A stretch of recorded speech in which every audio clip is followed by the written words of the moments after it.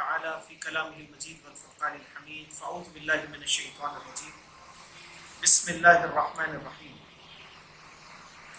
ومن أحسن قولا ممن دعا إلى الله وعمل صالحا وقال إنني من المسلمين وقال النبي صلى الله عليه وسلم بدأ الإسلام غريبا سيعود كما بدأ فأطوبى للغربة أو كما قال عليه الصلاة والسلام رب اشرح لي صدري ويسر لي امری واحلل عقدۃ من لسانی یفقهوا قولی آمین یا رب العالمین۔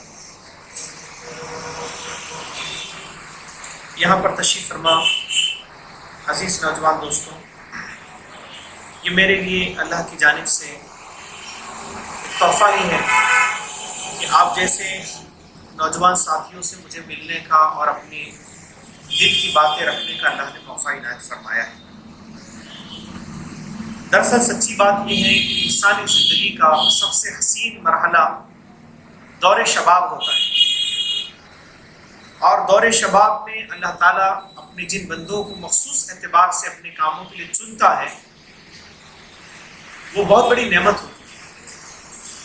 آج آپ ہی کی اور ہم سب کی عمروں کے کئی نوجوان ایسے ہیں جن کے لمحات زندگی مختلف اعتبار سے ایسے کئی منفی کاموں میں گزر رہے ہیں، مگر یہ عبادت ہے کہ اللہ تعالیٰ نے ہمیں مثبت کام کے لیے، پازیٹیو ورکس کے لیے یہاں پر جمع کیا ہے۔ میرے ساتھیوں نے مجھ سے کہا ہے کہ میں دعوت دین کے متعلق چند باتیں آپ کی خدمت میں عرض کروں۔ میں چاہتا ہوں کہ بنا کسی تمہید کے اور بنا کسی تاخیر کے میں کچھ اہم ترین 3 یا 4 باتیں آپ سے کہنا چاہتا ہوں۔ سب سے پہلی چیز یہ ہے کہ امت مسلمہ کا فرض اول یا ذمہ داری، عظیم ذمہ داری جو اللہ تعالیٰ نے ہم سب کے سپرد فرمائی، وہ یہ ہے کہ ہم کامل طور پر اللہ کے دین کی دعوت کو اللہ کے بندوں تک پہنچانے کی کوشش کریں۔ اس وقت بھارت بہت تیز رفتاری کے ساتھ بدل رہا ہے۔ انڈین سوسائٹی کا جو تبدیلی ہے وہ جس تیز رفتاری سے ہے، ایسے محسوس ہوتا ہے کہ پہلا زمانہ بدلنے میں برسوں لگتے تھے، مگر اب دنوں میں دنیا بدل جاتی ہے۔ ہندوستان کی، بھارت کی صورتحال بھی یہی ہے۔ اب ہر کس و ناکس اس موضوع پر بات کر رہا ہے کہ مسلمان اس ملک میں بڑے خطرے میں آ گیا ہے، اب ہمارے جینے کا جواز نہیں۔ آج ملک بھارت میں ہمارے استتو کی لڑائی ہے۔ کوئی کہتا ہے کہ ہم ہمارے اسٹیٹس کے لیے جیتے ہیں، لیکن آپ محسوس کیجئے اللہ کے نبی پاک صلی اللہ علیہ وسلم جن حالات سے آپ صلی اللہ علیہ وسلم کی زندگی گزری ہے وہ امت مسلمہ کے لیے قیامت تک کے لیے وہ ضابطۂ حیات ہے، اور ہمیں اس بات کا شدید احساس ہوتا ہے کہ جن حالات سے ہم آج وابستہ ہیں اس سے شدید حالات اللہ کے نبی صلی اللہ علیہ وسلم کے تھے۔ آج ہم پر اگر موب لنچنگ مسلمانوں کی بھارت میں ہو رہی تھی تو صحابہ کرام رضی اللہ تعالیٰ بھی ایسے ہی ایپیسوڈ سے گزرے ہیں۔ ہم اس کو کیا جواب دیں گے؟ حضرت بلال رضی اللہ تعالیٰ کے ساتھ کیا ہو رہا تھا؟ عمار بن یاسر رضی اللہ تعالیٰ کے ساتھ کیا ہو رہا تھا؟ اور ان جیسے کئی ایسے صحابہ کرام رضی اللہ تعالیٰ نے جن کے سینوں پر لوگوں نے پتھر رکھا، جن کو غلام بنایا، اور جن پر اتنے ظلم کیے کہ ظلم کرنے والے تھک گئے مگر ظلم سہنے والے نہ تھک سکے۔ میرے عزیز بھائیوں، زمانہ بدلتا ہے، شکلیں بدلتی ہیں، مگر پیغام وہی ہوتا ہے اور فکریں وہی ہوتی ہیں۔ آپ کو میں 2-3 تاریخی اسلامی کے ایپیسوڈ سناتا ہوں۔ ایک ایپیسوڈ ہے اللہ کے نبی صلی اللہ علیہ وسلم کی زندگی کا اتنا عجیب و غریب، یا کہنا چاہیے کہ مہر العقول جسے ہم کہتے ہیں، beyond imagination. We can't imagine this situation. How it is possible؟ اللہ کے نبی صلی اللہ علیہ وسلم مکہ المکرمہ سے دوڑ رہے ہیں۔ ہجرت کا موقع تھا اللہ کے نبی صلی اللہ علیہ وسلم، اور ہجرت کا ایسے موقع تھا کہ کہہ دیا گیا تھا کہ اللہ کے نبی صلی اللہ علیہ وسلم کو ہجرت کرنا ہے، اور ہجرت بھی ایسے ہو رہی ہے کہ رات میں دبے پاؤں اللہ کے نبی صلی اللہ علیہ وسلم نکل رہے ہیں۔ حضرت علی رضی اللہ تعالیٰ عنہ کو بستر رسول پر لٹایا گیا، اور جیسے لوگوں کو معلوم ہوا تو لوگوں نے اللہ کے نبی صلی اللہ علیہ وسلم کے سر کی بازی لگائی، کہا کہ جو کوئی اللہ کے نبی صلی اللہ علیہ وسلم کو ہمارے پاس لائے گا دونوں حالتوں میں اسے 100 سرخ اونٹ دیے جائیں۔ مگر درود و سلام و محسن صلی اللہ علیہ وسلم کی زندگی پر آپ صلی اللہ علیہ وسلم جا رہے ہیں. اللہ کے نبی صلی اللہ علیہ وسلم دیکھتے ہیں کہ آپ صلی اللہ علیہ وسلم کے پیچھے ایک مشرک شخص ہے. وہ دوڑتا ہوا آیا, اللہ کے نبی صلی اللہ علیہ وسلم کو پا لیا. اس کا نام تھا سراقہ. سراقہ نے دیکھا, اللہ کے نبی صلی اللہ علیہ وسلم کو دبوچنا چاہا کہ میں پکڑ لوں اللہ کے نبی صلی اللہ علیہ وسلم کو تاکہ مجھے 100 سرخ اونٹ ملے, مگر نظر رسول صلی اللہ علیہ وسلم اس کی طرف پلٹتی ہے. اللہ کے نبی صلی اللہ علیہ وسلم کہتے ہیں سراقہ تم 100 سرخ اونٹ چاہتے ہو؟ خدا کی قسم ہے سراقہ میں تو تمہارے ہاتھوں میں قیصر اور کسرا کے کنگنوں کو دیکھتا ہوں.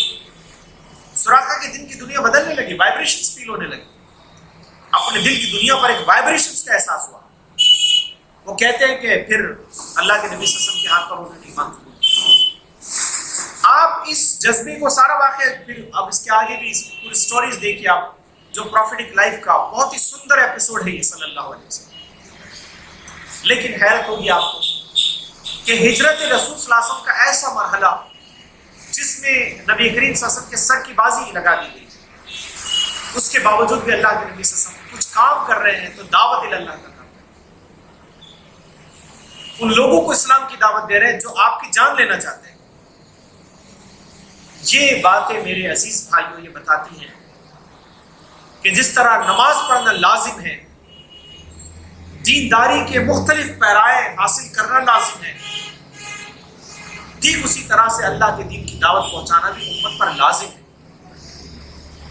قیامت کے دن ہم سے آپ تمام لوگوں کے بارے میں ابھی میں نے آپ کا انٹروڈکشن جب پوچھا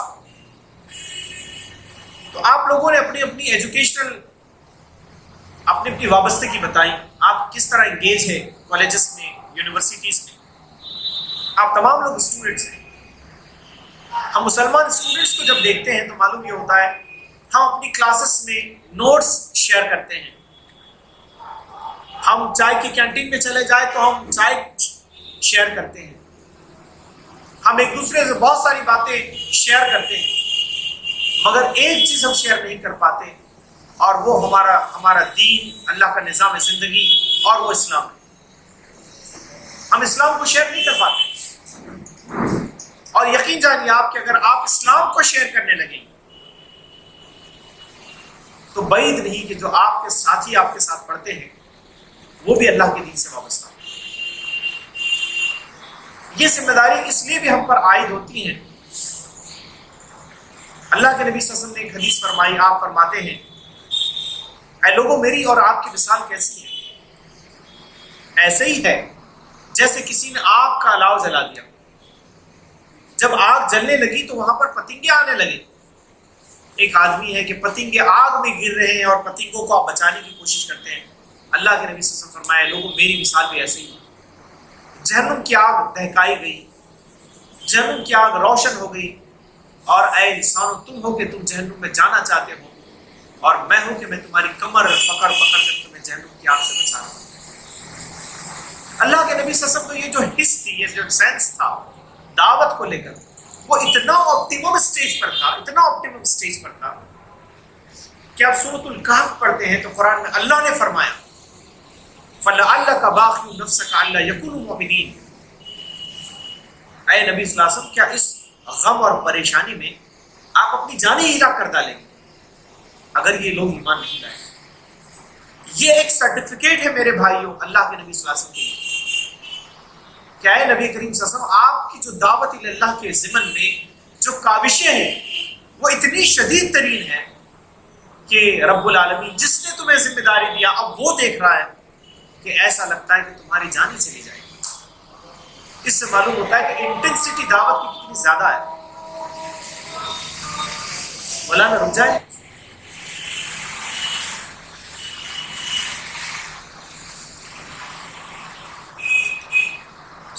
تو دعوت کے سلسلے میں میرے بھائیوں میں آپ سے کہنا یہ چاہ رہا تھا کہ بھارت کی جو بدلتی ہوئی تصویر ہے, اگر اس کو اسلامی تاریخ میں آپ چیک کریں تو اس کا واحد حل آج بہت سارے لوگ بھارت میں مسلمانوں کے وجود پر بات کر رہے ہیں. ہم بھارت میں مسلمانوں کو کیسے اسٹیٹس دے سکتے ہیں, کیسا کھویا ہوا مقام دے سکتے ہیں, مگر سچی بات یہ ہے کہ اسلام اس ملک میں اگر پھیلے گا تو وہ صرف دعوت اللہ کے ذریعے پھیلے گا. انشاءاللہ۔ اس لیے قرآن مقدس میں اللہ تعالیٰ نے جا بجا ارشاد فرمایا وَمَنْ أَحْسَنُ قَوْلًا مِّمَّنْ دَعَا إِلَى اللَّهِ۔ ایک جگہ اللہ نے کہا کہ اس دنیا میں بہت سارے بول بولے جاتے ہیں، بہت سارے جملے کہے جاتے ہیں، مگر وَمَنْ أَحْسَنُ قَوْلًا مِّمَّنْ دَعَا إِلَى اللَّهِ، اس سے اچھا جملہ کسی کا نہیں جو لوگوں کو اللہ کی طرف انوائٹ کرے۔ تو یہ جو انویٹیشن ہے ٹورڈز اسلام، یہ اس دنیا کا سب سے اچھا جملہ، سب سے اچھا بول ہے یہ۔ اور میں آپ کو یہ بتانا چاہتا ہوں کہ اپنے کالجز میں اسلام کو ہمیں موضوع گفتگو بنانا چاہیے۔ اس وقت اس محفل میں آپ نے جب اپنا انٹروڈکشن دیا، اس میں کچھ ہمارے بھائیوں نے کہا کہ وہ کامرس کو ہے، کامرس کے اسٹوڈنٹس ہیں۔ یاد رکھیں کامرس کے بارے میں، اگر کامرس کے اسٹوڈنٹ ہمارے پاس ہیں، ہم موضوع گفتگو بنائیں کہ موجود اگر آپ اپنی کلاسز میں آپ کا موضوع گفتگو کیا ہوگا؟ کامرس اسٹوڈنٹس کے لیے آپ لوگوں کا موضوع یہ ہوگا کہ ہم پریزنٹ ہم اکنامک سسٹم پر ڈسکشن کر سکتے ہیں۔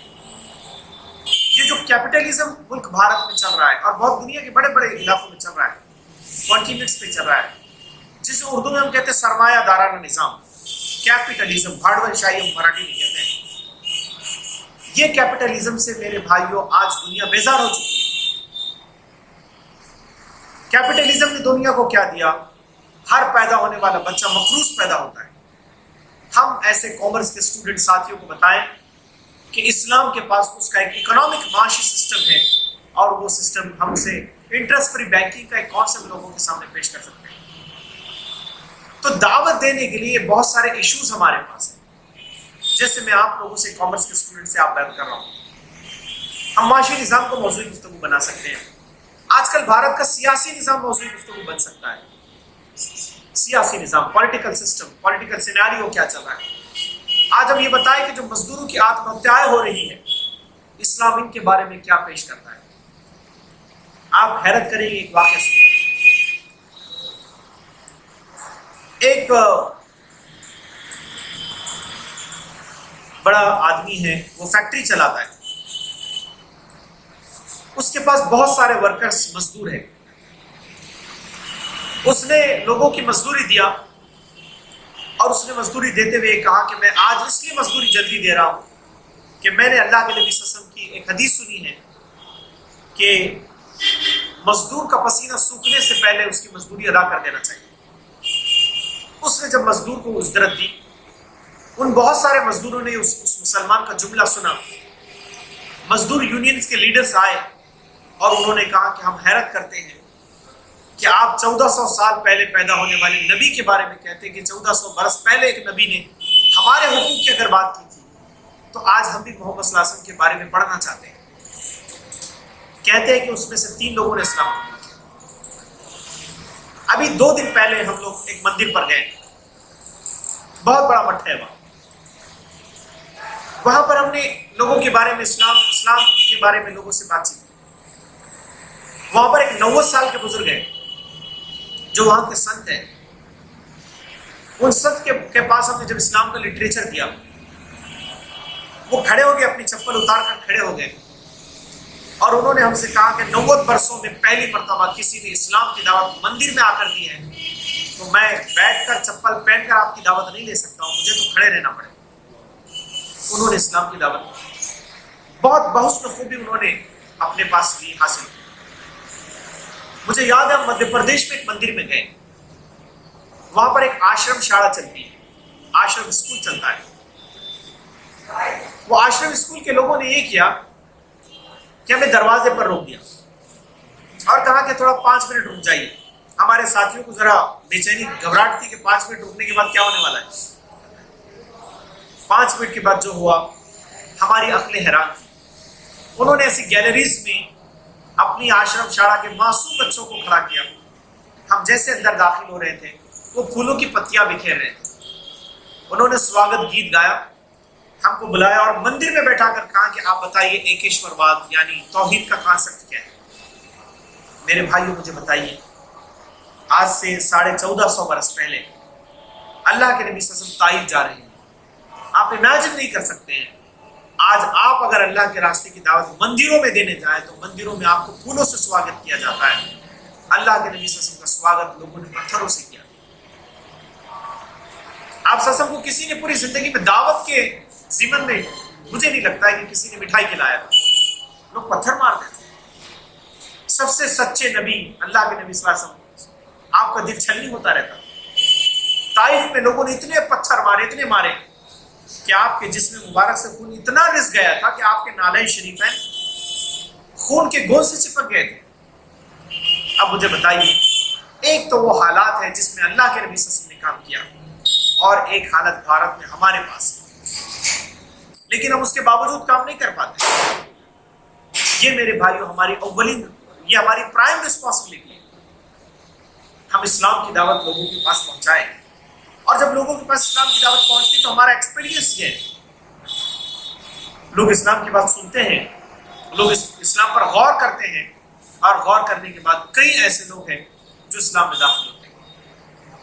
ہمارا ایک انجینئرنگ کالج میں پروگرام تھا، XYZ جگہ بتاتا ہوں میں آپ کو. انجینئرنگ کالج میں بہت زیادہ پروگرام مستقل ہوتے رہے. ہمارے ایک نوجوان ساتھی نے وہاں پر ایمان قبول کیا. اس ایمان قبول کرنے والے ساتھی کی بات میں آپ سے بتاؤں، جس کو اسلام قبول کرنے کے لیے 6 مہینے ہوئے، اس کے ہاتھ پر 3 لوگوں نے اسلام قبول کر لیا. میرے بھائیو، قیامت کے دن اللہ تعالیٰ ہم سے پوچھے گا آپ نے کیا کام کیا. اس لیے قرآن میں اللہ نے فرمایا اگر آپ اللہ کے دین کی دعوت کا کام آپ نہیں کریں گے تو قرآن کا اصول یہ ہے یستبدل قوما غیرکم ثم لا یکونوا امثالکم. اللہ تعالیٰ تمہیں تبدیل کر دے گا اور ایسی قوم کو لائے گا جو تم سے بہترین ہو. اللہ تعالیٰ شاید یہ سلسلہ قوموں کی تبدیلی کا آج بھارت میں ہو رہا ہے. جو پیدائشی مسلمان ہیں انہوں نے اپنی زندگی کا مقصد نہیں سمجھا. اس لیے یاد رکھیے، یہ جو دور شباب اللہ نے دیا ہے میرے بھائیوں، یہ اسی لیے ملا ہے تاکہ ہم اللہ کے دین کی دعوت پہنچائیں. بھارت میں اگر ہم اللہ کے پاس سے بھارت سے لوٹیں، ہم اللہ تعالیٰ کو یہ بتا سکیں کہ رب العالمین ہم بھارت کی ایسی زمین سے لوٹ کر آئے ہیں جہاں پر طاغوتی نظام تھا، شرک تھا، کفر تھا، لوگ مورتیوں کی پوجا کرتے تھے، اور ان حالات میں اللہ تعالیٰ ہم نے تیرے دین کی دعوت دی. یہ جملہ میرے بھائیوں ہم کو قیامت کے دن کامیاب کر سکتا ہے. ورنہ ہم انجوائے ہوتے رہے، لوگ اپنے ہاتھوں سے مورتیاں بنا رہے ہیں، پوج رہے ہیں، ہم کو کوئی لینا دینا نہیں. ہمارے بینچ پر بیٹھنے والا ہم سے واقف ہے مگر ہمارے دین سے واقف نہیں.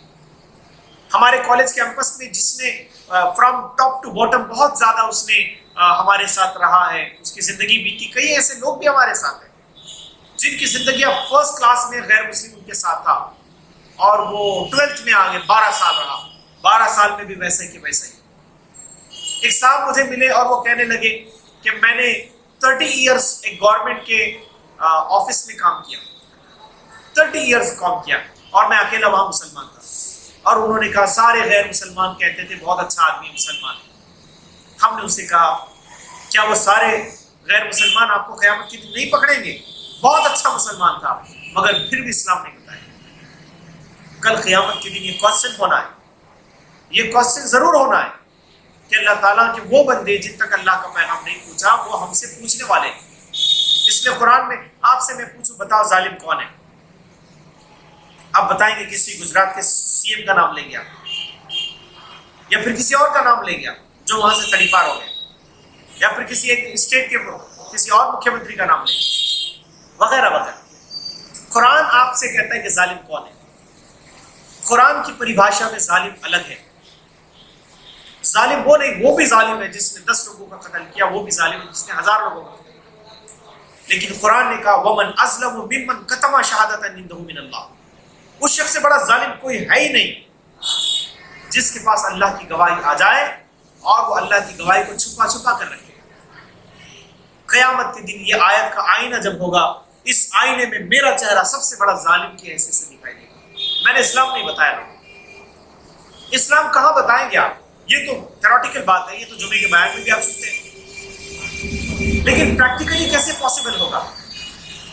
میں کچھ پریکٹیکل مشورہ آپ کو دینا چاہتا ہوں. ہر ایک مسلم اسٹوڈنٹ کے ہاتھ میں جو سیک ہوتا ہے، جو بستے ہوتے ہیں، بیگس ہوتے ہیں، اس بیگس میں آپ کا اسلامک لٹریچر بھی ہونا چاہیے، ہمارا چرتر بھی اسلامک ہونا چاہیے. یہ پاسبل نہیں ہے میرے بھائیوں. ایک مجلس میں بہت سارے مسلمان نوجوان بیٹھے تھے. جب کوشچن آنسر کا سیشن آیا تو ایک نوجوان نے ہم سے کوشچن کیا کہ میں موبائل کے ذریعے اپنے دوست کو کیسے اسلام پہنچاؤں، میں واٹس ایپ پر کیا میسج دوں؟ میں نے ان سے یہ جواب دیا، آپ واٹس ایپ کا جب اسلام کا میسج اس اپنے غیر مسلم ساتھی کو دینا چاہتے ہیں تو first of all you check your profile pic. ہمارا پروفائل پک ہم نے دیکھنا چاہیے، ہمارے فیس بک کے اسٹیٹس ہم نے دیکھنا چاہیے، ہمارے واٹس ایپ کے اسٹیٹس دیکھنا چاہیے. اسلام یہ چاہتا ہے کہ 24 آورس کی لائف ہماری اسلام کے سانچے میں ڈھل جائے. یہ کیسے پاسبل ہوگا؟ ہم جو اسلام دنیا میں لانا چاہتے ہیں اگر وہ اسلام میری زندگی میں نہ ہو تو پھر یہ تو حیف ہے، یہ تو حیرت کی بات ہے. تو میرے بھائیوں، ہمارے بستوں میں اسلام کا لٹریچر چاہیے، ہماری گفتگو میں اسلام چاہیے، ہمارے عمل میں اسلام چاہیے. اگر ایک کیمپس میں، کالج کے انسٹیٹیوشنز میں یا یونیورسٹی میں سارے لوگ ایک برائی میں ہیں، ہماری بھی وہی نگاہیں ہوں، سب لوگوں کی نگاہیں پاک نہیں ہے، ہماری بھی نگاہیں پاک نہ ہوں، لوگ اسلام کی طرف کیسے آئیں گے؟ اس لیے یاد رکھیے، بھارت میں جو اسلام آیا تھا تو اسلام بھارت میں قرآن نہیں آیا تھا، پہلے قرآن نہیں آیا، پہلے اسکرپچر نہیں آیا، بھارت میں کوئی نبی بھی نہیں آیا. بھارت میں جو پہلے لوگ آئے اس میں کوئی صحابی بھی نہیں آئے. بھارت میں فرسٹ فیز میں جو آئے وہ تاجر تھے، جو تاجر بھی تھے اور دائی بھی تھے، جنہوں نے پریکٹیکلی ڈیمونسٹریٹ کیا اسلام کیا ہے. صحابہ رضی اللہ تعالیٰ بھی آئے بھارت میں اور صحابہ رضی اللہ تعالیٰ نے بھی اسلام کی دعوت دی. تو میرے بھائیوں، آج ہم لوگوں نے بھی اس بات کی کوشش کرنی چاہیے کہ اسلام کو ہم لوگوں کے درمیان موضوع بنا دیں، گفتگو کا موضوع بن جانا چاہیے اسلام. ٹرپل طلاق کا ایشو تھا، کیمپس میں اسٹوڈنٹ سننا چاہ رہے تھے ٹرپل طلاق کے بارے میں، لیکن سنانے والوں کو نہیں معلوم تھا کہ ٹرپل طلاق میں کیا ہوتا ہے. یہ تو بہت بڑا گریٹ ایشو ہے ہمارے لیے. تو فرسٹ آف آل ہم اسلام کے بارے میں پڑھیں، جو اسلام پڑھے ہماری زندگی میں ہو، جو زندگی میں ہو لوگوں کو بتائیں.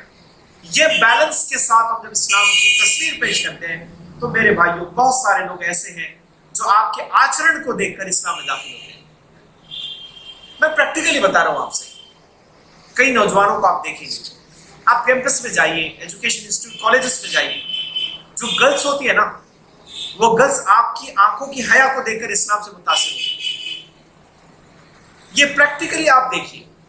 کئی غیر مسلم بہنیں ہماری، کئی غیر مسلم بہنیں وہ اسلام کو اس لیے پسند کرنا شروع کر دیتی ہیں کہ مسلم نوجوانوں کی آنکھوں میں وہ حیا دیکھتی ہیں. اگر خدا نخواستہ ہماری آنکھوں میں بھی حیا نہ ہو تو ہمارے جملے کچھ اثر نہیں کر پائیں. اس لحاظ سے ہم نے اپنی زندگی کے 24 آورس کو اسلام کا ڈیمونسٹریشن کے اعتبار سے پیش کرنا چاہیے. دوسری بات میرے بھائیوں یہ ہے، آج کل سوشل میڈیا بہت بڑے پیمانے پر لوگوں کو اپنے احاطے میں کر رہا ہے، اور میں سمجھتا ہوں تمام لوگ سوشل میڈیا کو استعمال کرتے ہیں. جتنے لوگ بیٹھے ہیں شاید ہی کوئی موجود ہو جو سوشل میڈیا استعمال نہیں کرتا. لیکن کیا یہ سوشل میڈیا ہم نے اللہ کے دین کے لیے استعمال کیا ہے؟ آپ کتنے لوگوں سے پوچھیں، وہ کہے گا میرا فیس بک اکاؤنٹ وہ 2009 میں نے بنایا تھا، کوئی بولے گا 6 سے بنایا تھا، کوئی بولے گا فیس بک آنے سے پہلے آرکوٹ میں بھی میرا اکاؤنٹ تھا. مجھے بتائیے، اکاؤنٹس ہونا فیس بک پر بڑی بات ہے. کتنی پوسٹ ہم نے اسلام کے بارے میں، دعوت کے بارے میں شیئر کی. جمعے کے دن نئے کپڑے پہن کر جمعہ مبارک دینا تو سوشل میڈیا کا کام نہیں. لوگ نئے کپڑے پہنتے ہیں، خوشبو لگاتے ہیں، سیلفی لیتے ہیں اور کہتے ہیں جمعہ مبارک. یہ تو سوشل میڈیا کا کام نہیں. قیامت کے دن یہ اللہ کی بہت بڑی نعمت ہے آپ پر اور ہمارے پاس کہ سوشل میڈیا اللہ تعالیٰ نے ہم کو ایسا ہتھیار دیا ہے جس کے ذریعے ہماری دعوت ہم بہت بڑے پیمانے پر لوگوں کو پہنچا سکتے ہیں. نئی نئی آئیڈیاز، نئی نئی تھیریز، نئے نئے کانسیپٹس، اسلام کے مختلف قسم کے عقائد، یہ ساری باتیں آج کی لیبارٹریز میں پروو ہو رہی ہیں. میرے بھائی، ہم نے اسلام کو پہنچانا چاہیے. ایسے کتنے لوگ ہیں جو امریکہ کے بارے میں جب ایک ریسرچ ہوا تو معلوم یہ ہوا کہ یورپ میں جو لوگ اسلام قبول کرتے ہیں تو یورپ میں قبول اسلام کی شرح 11% ایسے لوگ ہیں جو اسلام قبول کرتے ہیں، سیلف موٹیویشن کے ساتھ پڑھتے ہیں، سمجھتے ہیں، قبول اسلام کر لیتے ہیں. 11% آف دا پیپل وہ سوشل میڈیا یا گوگل یا یوٹیوب یا کہنا چاہیے نیٹ کے مادھیم سے اسلام کو سمجھتے ہیں. یہ 11% وہ ہے جن تک ہم نہیں جاتے وہ اسلام تک آتے ہیں. تو ایک کام ہمارا یہ ہے کہ ہم سوشل میڈیا کا استعمال کریں. اور فائنل بات میرے بھائیوں میں آپ سے جو کہنا چاہتا ہوں وہ یہ ہے کہ ہم ہماری زندگی میں اجتماعی زندگی گزاریں, اجتماعیت کے ساتھ زندگی گزاریں. ابھی ہماری جو انفرادی زندگی گزر رہی ہے, یہ انفرادی زندگی میں ہم بہت ساری کوتاہیاں کرتے ہیں. حضرت عمر رضی اللہ تعالیٰ نے ایک بات ارشاد فرمائی. آپ فرماتے ہیں لا اسلام الا بالجماعت ولا جماعت الا بالامارہ ولا امارۃ الا بالکتاب. آپ نے فرمایا اسلام کا کوئی تصور جماعت کے بغیر ہو ہی نہیں سکتا ہے, اور کوئی جماعت امیر کے بنا نہیں اور امیر اطاعت کے بنا نہیں. اس سے معلوم یہ ہوا کہ جماعت یہ ہم پر لازم ہے, اجتماعیت یہ لازم ہے, چاہے جس جماعت سے وابستہ ہو. یہ ضرور نہیں ہے کہ صرف جماعت اسلامی اور ایس آئی او ہی جنت میں جائیں گے. ایسے جنت میں اور بہت سارے لوگ انشاءاللہ تعالیٰ جائیں گے. اللہ تعالیٰ پوری امت کو جنت کے راستے پر گامزن فرمائے. لیکن میرے بھائیوں, یہ جو دعوت کی بات ہم نے کی ہے, یہ دعوت ایک امت مسلمہ کے مخصوص گروپ کا نام دعوت نہیں ہے. یہ دعوت کی ہماری ایک موومنٹ بننا چاہیے. جس یہ شہر کا نام مالیگاؤں میں آپ لوگ بات کر رہے ہیں, یہ مالیگاؤں میں میجورٹی آف دا پیپل وہ مسلمان ہیں. لیکن میرے بھائیوں یقین مانیے آپ, ان میجورٹی نے اس غیر مسلمانوں کو آج تک اسلام ریپرزینٹ نہیں کیا ہے. ہم اسلام کو ریپرزینٹ نہیں کر پائے. لوگ اسلام کو کہاں سمجھتے ہیں؟